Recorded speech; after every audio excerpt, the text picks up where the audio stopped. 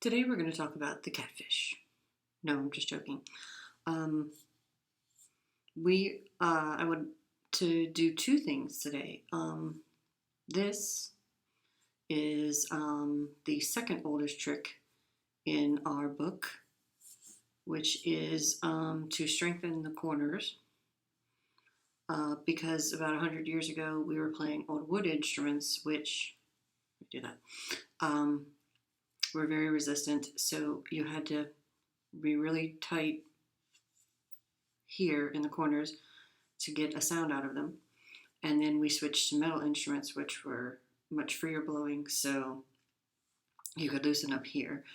And then over the generations, this got looser and looser, except in some cases, me, who played with a smiley embouchure, which makes this really against the teeth, so I had to loosen up. So consequently, we have really loose corners, which it turns out you really need a little bit of pressure there. So this is to just make us mindful of the corners. So I will tell you, like Robert Dick told me, don't put this end in your mouth, and make sure that you do the chopstick thing to check for splinters. Okay. No, so we're doing this to make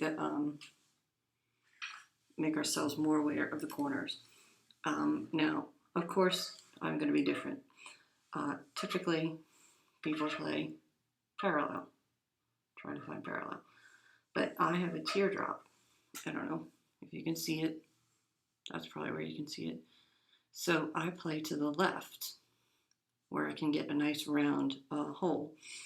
So when you play to the side, you have to accommodate. So when you play to the left, you angle down a little bit. So that means that all the musculature on the left side of my face has gotten stronger than the right side. So I can do all sorts of things with my left side of my face that I can't quite do on the right side. So going back to here.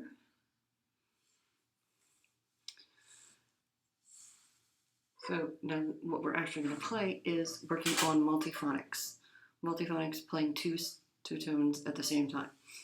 There's always going to be a weaker and a stronger one. So this is from Robert Dick's book.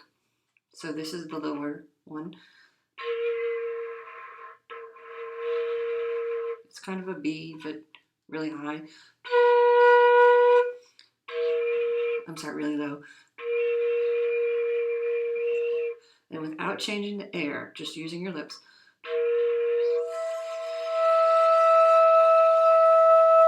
You can also get an E with that fingering, and then also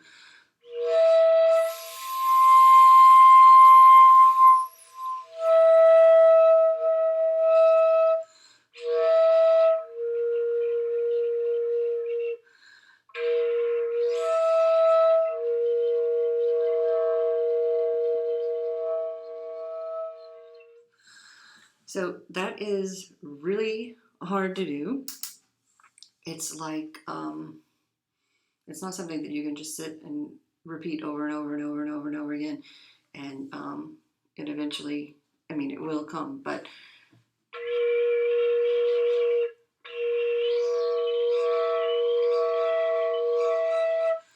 the higher note wants to take over. It's kind of like you're taming a wild animal, and you have to be very slow and quiet and peaceful and patient about it, because it's like balancing on a knife point, because it's all done with the lips. Because the lower note you're setting up with your lower jaw, your lower lip.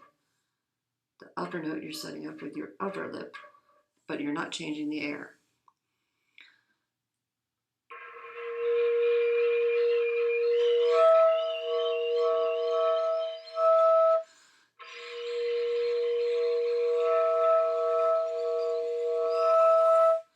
And you just have to be super, super patient. And then the higher one,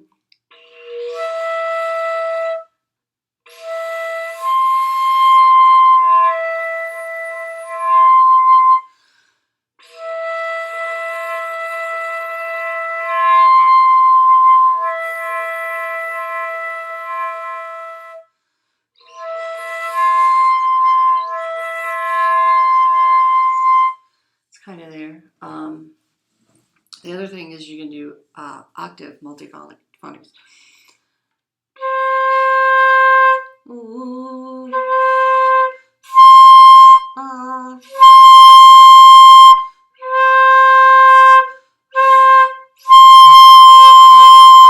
I.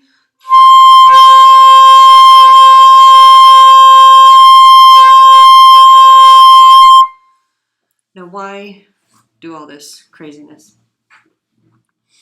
Because there's music out there that calls for it.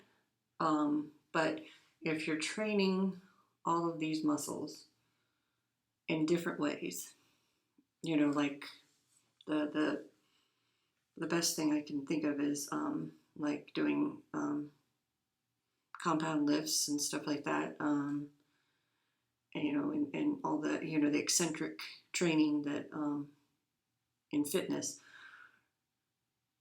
you're training the muscles without directly training them, and they get better and they get fitter and they get more in control. So the ultimate end game with this, just the same thing with the toothpicks, especially on my right side, which is the weaker side, is the toothpicks. You're everything old is new again. You're going back to an old concept from 100 years ago. But with the multiphonics and all of these extended techniques, you're broadening how your skill set and how you play, and ultimately that hopefully will translate to your standard classical technique and your sound. So believe it or not, being able to go and do this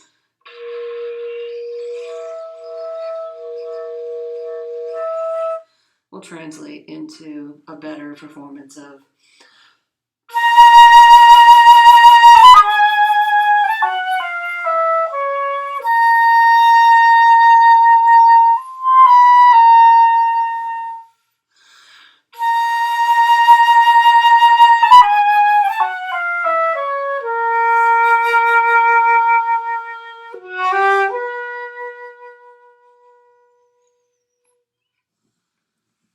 because you're training that, but you're not training it in the normal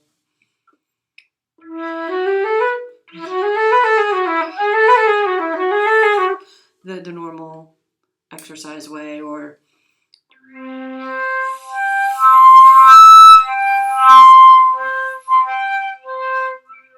oh, that's terrible.